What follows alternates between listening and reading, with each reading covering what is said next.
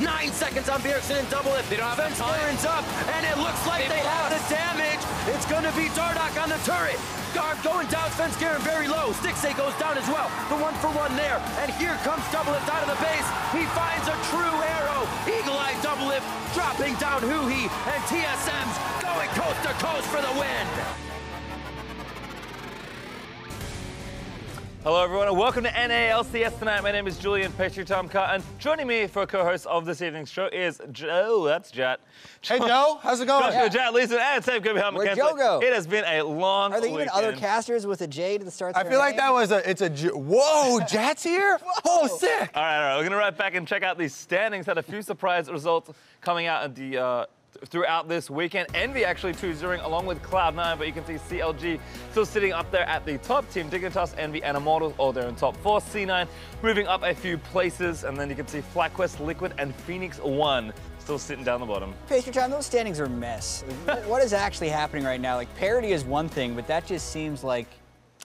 It's not parity not parity for Phoenix 1, Jatt. Who's on par? Don't turn around.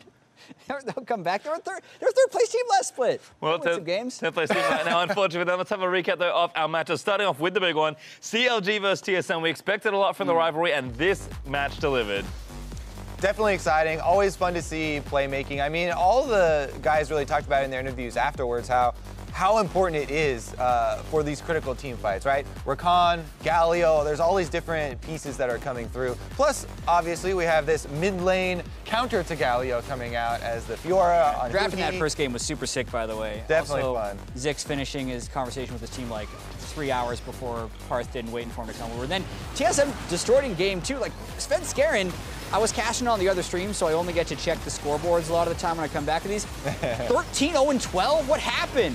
He was feeding yesterday. His kill participation was one of the most impressive things. Like, it was almost 100%, where nobody else on the team was really even close to that. He was actually creating all of this, action for the team. Felt like he really came to this series with something to prove. And then, of course, the most dramatic ending maybe we've seen in a while at least, but certainly one worthy of CLG and TSM. Kind of a classic CLG-TSM game, right? Going the distance. Third game was the closest. 10,000 gold throw. I don't know if that's normal, but it nearly happened. Rush the Nexus now! Get it!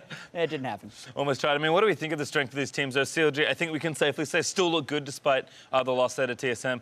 TSM, though, I think it's kind of still up in the air. I mean, we've seen Sven play very well and then very not well. Even Doublelift kind of coming back into the team. He's not playing like his old self. Yeah, and I also look at CLG, right? They had that game against Echo Fox yesterday where they got a Baron steal at, 27 minutes, and that kind of got them back in the game to win. Otherwise, they would have been 0-2 this week. It's a topsy-turvy year so far for both of them. I mean, that changes. Both these teams would be 2-2. So I think no one looks solid. No one looks terrible either because they're having some signs of good play as well. Can't really count on anything, so that makes the games exciting because there's a lot of unexpected stuff that comes up. Well, we did hear from Doublelift at the end of the day, hearing about his interview. Let's hear what he had to say to TSM fans. I mean, I don't really care if we do well or badly in the beginning of this play because we're still TSM, I'm really confident we're going to win the finals. I'm still going to be really, we're all going to be really good players towards the end of it, and we just had some issues for sure, and we're working on them extremely hard. That's not the first time I've heard a player say we've got some issues, by the way. I think every team's kind of going through growing pains. Yeah, I agree. I mean, we knew as well, like, across the globe, right? We saw G2 losing to Fnatic. We saw TSM have a slow start. Like, the teams that played in MSI had such a fast turnaround before the start of the NA LCS split. Only one of our teams played in MSI, though, so we don't really know the excuses for everybody else. Oh, yeah, that's what happened to Phoenix 1. I mean, they were so caught up in MSI. But really, this is the literal last day you could use that excuse, right? Once you're moving on at this point, you've had a lot of integration within the new patch and the new midseason. So. And it's funny because we always do these interviews with the winning team, yet all of our interviews, it feels like everybody's been saying very similar stuff where everyone's like, oh, yeah, we barely won that game. We had this mistake, and yeah, the Baron, that was terrible.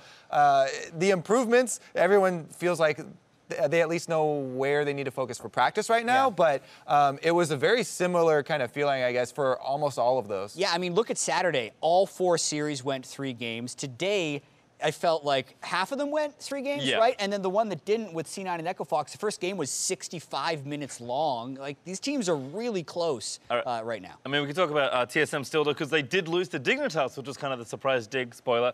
Did lose today, so it kind of feels like that team to Team also not Liquid. undefeated yet. What's happening? But, I mean, that was definitely an upset win there for Dignitas, 2-1 over TSM.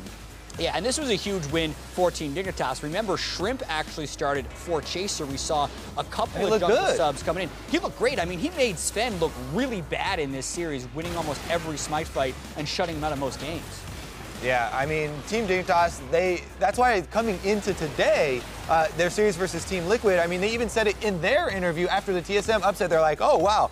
It was actually surprising we were able to pull it out in this series because we definitely thought this was going to be way more difficult. So tomorrow should be easy. Then they come in today, and it's so close. It's a very long stretch game versus Team Liquid.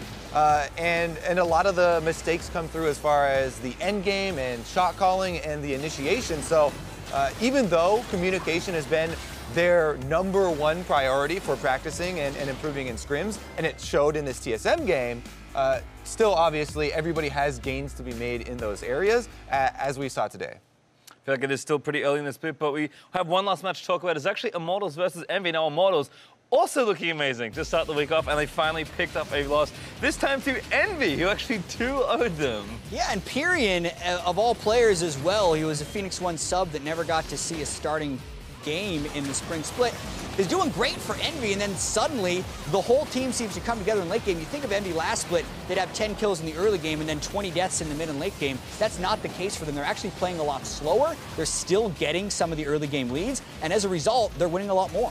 Exactly, and a lot of their early game leads, they've been rushing to Baron pretty quickly, like 22 to 25 minutes, so pretty early on the side of Barons, but that's been kind of one of their fixes for their mid and for their late game is they've just been pushing for objectives much quicker after they're winning these fights and after they're getting these early leads, and it's definitely a good look for them. You know, Pyrion in the mid lane is dying way less than Ninja did. Yeah, and not now, Apollo, while he can still be one of the nicest guys in the LCS, is actually winning games and getting player of the game. He's flashing on mid laners and solo killing them. He played great. He did. I mean, we can talk a little bit about kind of diversity moving forward for Envy, though. It does feel like they're slowly getting out of their play patterns, because for a while it felt like you could build an Envy comp, and that was the only thing they could play. And Niski's also somewhere at the end of the tunnel, potentially able to come in for the team and add a little bit more depth to that roster. So Envy, I think they've got a lot of room to grow as well. I do as well. I think it would be foolish at this point to sub Niski in for Pyrion, even if that may have been their plan at the start of the year, just because Pyrion is playing so well, like until they start losing. But we've seen teams do that as well. Like Acadian was 2-0 in the first week, and they subbed him out. Even Chaser was looking good, and then they subbed him out and saw Shrimp doing well. So I actually think a lot of these teams are going to be doing more subbing throughout the rest of the split, because we're already seeing indications of that. And I do like the trend that we've been seeing with Dignitas and with Echo Fox, where teams are using substitutes as competitive players, and they're like, we didn't draft substitutes, you know, only for emergency reasons, like, oh, he gets sick or he broke his finger. They want to actually be able to use all of their substitutes, you know, for a tactical advantage. Somebody gets, you know, tilted in one game, or, you know, there's a really stressful situation. It really does help to have someone at or very near the same level of play to be able to substitute in, you know, change up some of the components. Maybe they even have specific strategies. So all that type of stuff is really nice to see, the evolution of substitution. Yeah, it just feels like there's a lot of great players in the NA LCS, so let's talk about a few of them. It's time for the OP5. Going to start, as always, in the top lane. I mean, we can talk endlessly about it, I think, at this point. I mean, we can talk about Sunday and Shrimp, actually, because two Team Dig members making it this week. Someday is showing up in a huge way, and we overhyped Team Dignitas a little bit after 1 week last year. They were 1-1. We're like, they're a top team now, and then they lost about 100 in a row. But here, they actually look a little bit better, and Shrimp was a big part of that. He actually got subbed out towards the very final game, and they brought in Chase and still lost. Both those guys were super on point all week. Yeah, I think Someday specifically looks super duper good. When we were deciding these OP5s, the first one was immediately Someday, no question for other top laners. Like some of the other ones we have honorable mentions and whatnot, but he's absolutely hard carrying on split push champions. And then he's also able to play initiation for the team. So he's still that diverse guy that we know from Spring Split, who was great on Maokai and could play frontline super well, and playing the carries. The other thing is that even in the games that they lose, he's making intelligent decisions. There were multiple times times today where his entire team dies, and he's not sacrificing going to throw his own life in there away for no reason, right? He makes the calculated cutoff to plays, basically. Yeah, and I do want to shout out Smoothie as well, who is the support OP5 in this one. Him and Jensen both had good weeks, but Smoothie in particular, I remember we got to do the alt stream with him during playoffs at some time, and he was kind of asking me, like, what would a support have to do to win MVP of the split? Because he really thinks he's playing at a super high level, and you're just not getting that because all he was doing was playing Karma and Lulu last split. Now that we got Bard and Thresh and all this other stuff coming in here, he's actually making a lot more plays. So if C9 can find a lot of success, I mean, that's where Smoothie's goals are. And in the current meta, if they don't change Door and Shield and if we keep seeing these playmaking supports, he's got a chance. I mean, one last little shout out, of course. We have to talk about nice guy Apollo because, I mean, as far as players on Envy that are overperforming, we talked about Lyra last split, making the all-team in spring, but, I mean, Apollo's his play's just been great. Sure, it maybe feels kind of limited, but his Caitlyn... No! Stop saying that! Every time we compliment him, you're like, yeah, but a little limited, a little consistent. He did nothing limited. He was flashing on Pope out there and solo killing him. And I was like, yes, Apollo. Yeah. He's actually, like... late game carries as well.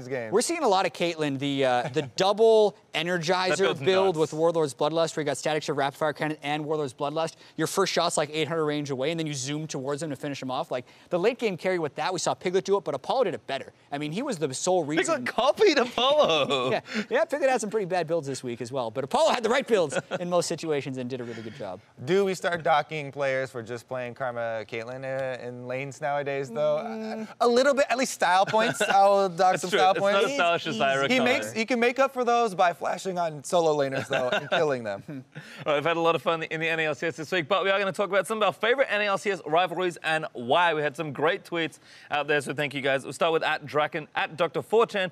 Any of the clashes between TSM, CLG, and C9, really.